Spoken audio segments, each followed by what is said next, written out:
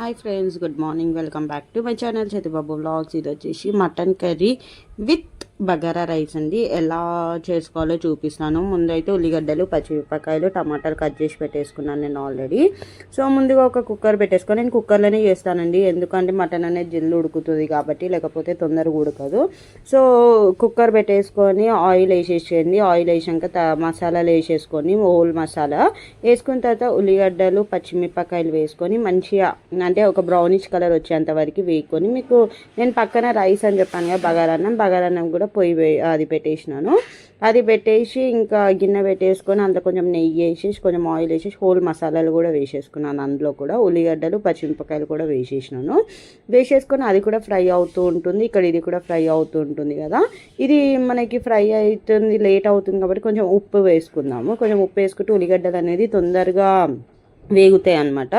So ఉల్లిగడ్డ అనేది తొందరగా వేగిన తర్వాత అల్లం వెల్లుల్లి పేస్ట్ వేయండి. అల్లం వెల్లుల్లి పేస్ట్ వేసేసి పచ్చివాసన పోయేంత వరకు ఉంచండి. అలానే ఒక 5 minutes ఉంచిన తర్వాత కొంచెం పసుపు వేసేసుకొని అట్లనే పక్కన రైస్ కూడా చూసుకోండి, ఎందుకంటే అందులో మసాలాలు ఉల్లిగడ్డలు వేసినాము, అది కూడా మాడిపోకుండా చూసుకొని, మాడిపోయిందంటే బొగ్గే ఇక తినలేము మనం అన్నంని. సో అది కూడా చూసుకొని వాటర్ వేసేసుకోండి. నేను 1 glass రైస్కి 1.5 2 glasses వాటర్ వేసుకుంటాను. నెక్స్ట్ ఇందులో మటన్ వేసేసేయండి. మటన్ వేసేసి కలుపుకొని ఒక 5 minutes మూత పెట్టేసుకోండి. టమాటాలు కూడా వేసేసేయండి. టమాటా కూడా వేసేసి ఇక మూత పెట్టేసుకోండి ఒక 5 minutes వరకు.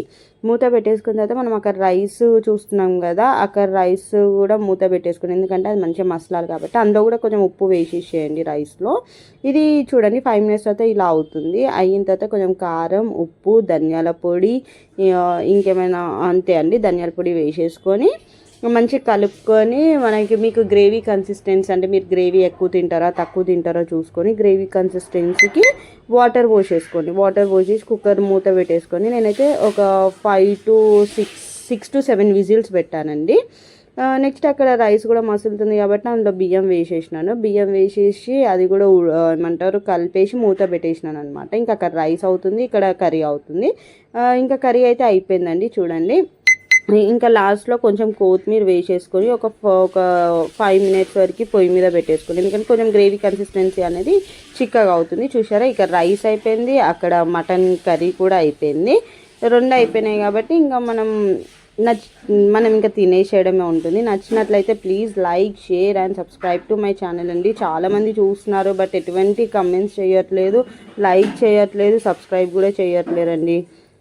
మీరు అది చేసుకొని నాకు కమెంట్ పరంగా చెప్తేనే కదా నేను ఇంకేమైనా రెసిపీస్ అనేది చేయడానికి వస్తుంది.